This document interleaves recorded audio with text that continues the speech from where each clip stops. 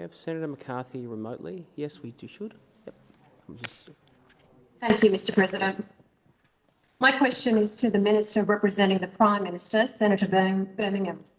Does Mr Morrison agree with Mr Fletcher when he asserts that decisions made in relation to the commuter car park program were made on the basis of departmental advice?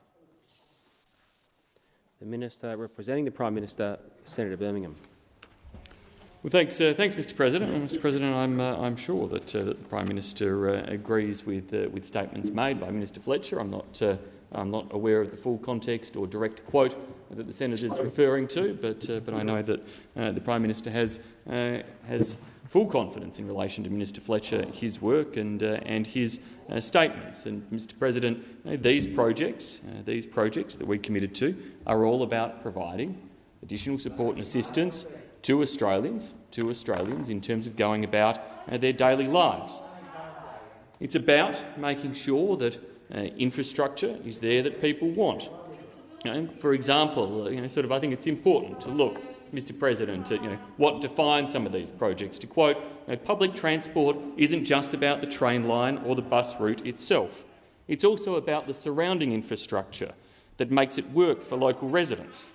That's why we are committing to upgrading public parking facilities here at Mango Hill Station and at transport hubs across the country. Now, Mr President, I hear Senator Watt say that it's a marginal seat. Well, Mr President, that quote was from the member for Grayndler.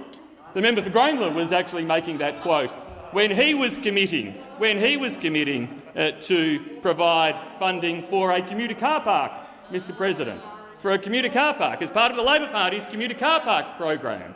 So, Mr President, those opposite spelled out the arguments as to why these are worthwhile projects. Those opposite spelled out, indeed, the fact that under their model, the member for Grayndler and others were happy to wander around the country making commitments for these projects. So yes, Mr President, we committed to deliver projects that are beneficial to people across Australia, and our commitment is to get on with the delivery of those projects as we have been doing for the benefit of people across Australia. Senator McCarthy, a supplementary question. Yes, Mr President. Did the Prime Minister or his office see the top 20 marginal seats list referred to by the Auditor-General in his report? Yes or no? Senator Birmingham. Thanks, Mr President. Well, Mr President, the Prime Minister's addressed those questions.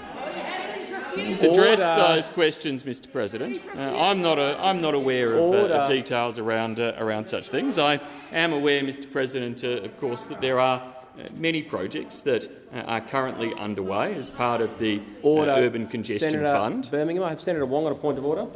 It was point of order, direct relevance. It was a very specific question. The Auditor-General has referred to a particular list. The Prime Minister has refused to answer that question. Senator Wong, I would ask the Minister to return to the question. I do grant people who ask questions the opportunity to emphasise the point, but I don't think commentary about the context of the question is appropriate to go into. The Minister, in my view, was answering the question. I can't instruct him how to answer it, and I definitely, as I've said before, can't instruct the content of an answer to the precision of words the opposition would prefer or an asker would prefer. There are opportunities to debate the content of answers after question time. That's not a matter for points of order. Senator Birmingham. Thanks, Mr President. As the government's made clear, all decisions regarding commuter car parks were identified based on the demonstrated needs within the community. That was the focus of our government, to make sure we were meeting needs within the community. And Mr President, I'm sure that's what all do in relation to commuter car park type projects, looking at needs within the community.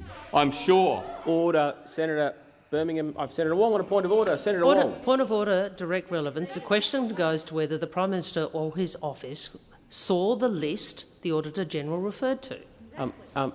Senator Wong, you've restated the question. I can't instruct a minister how to answer a question.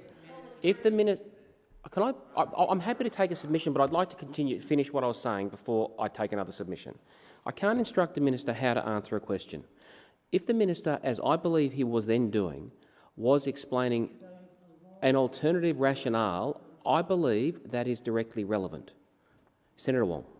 Mr President, on your ruling, the question did not go to the program that he's now expounding the benefits of. The question went only to whether or not a list had been seen. In my respectful submission, I would ask you to reconsider your ruling, given that a discussion of the program itself is directly relevant in accordance with the standing orders, when the only question he is asked, as the man representing the Prime Minister, is whether the list was seen.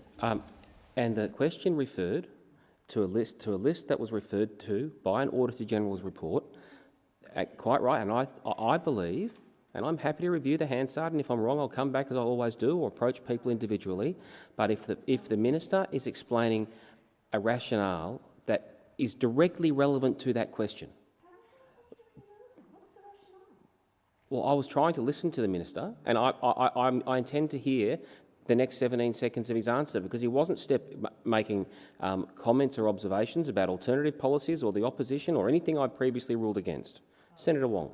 Well, Mr President, if I could ask them, when you go away and can reconsider Hansard, how it is possible that a discussion of the rationale about funding is directly relevant to a direct question as to whether or not a list has been seen. The opposition would be most grateful for that. I'm happy to review that. Senator Birmingham, to continue. Thanks, Mr President. They're rather touchy about any comparisons that come up on this program, aren't they? Very, very touchy over there at the fact that, that they were pursuing, of course. Order. Senator Wong. Mr President, he is completely ignoring standing orders.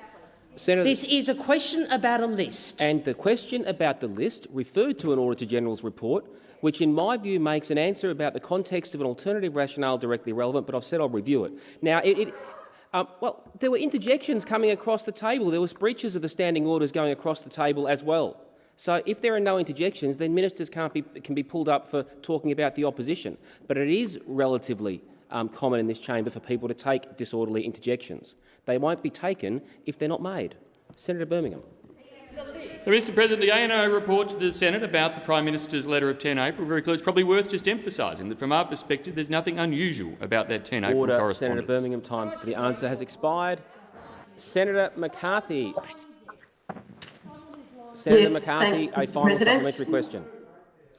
Thank you. Why did the Morrison Government vote against providing to the Senate the top 20 marginal seats list and spreadsheets shared between Mr Tudge's staff, the Prime Minister's office and the department?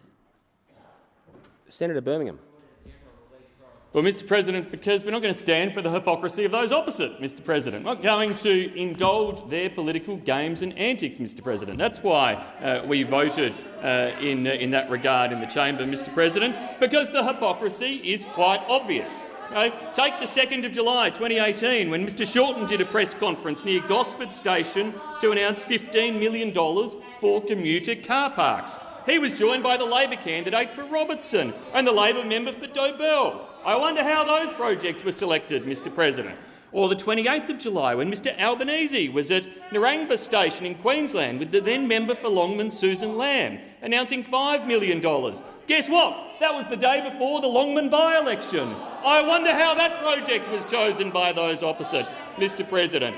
Or the 27th of October 2018, when Mr Albanese teamed up with Labor Premier Dan Andrews to announce the Tarnay Commuter Car Park in the lead-up to the 2018 Victorian state election, Senator Mr Birmingham. President. Order. No, you don't like it, do you? You don't like the comparison. You don't like... Order. Order. Order. Senator Hanson.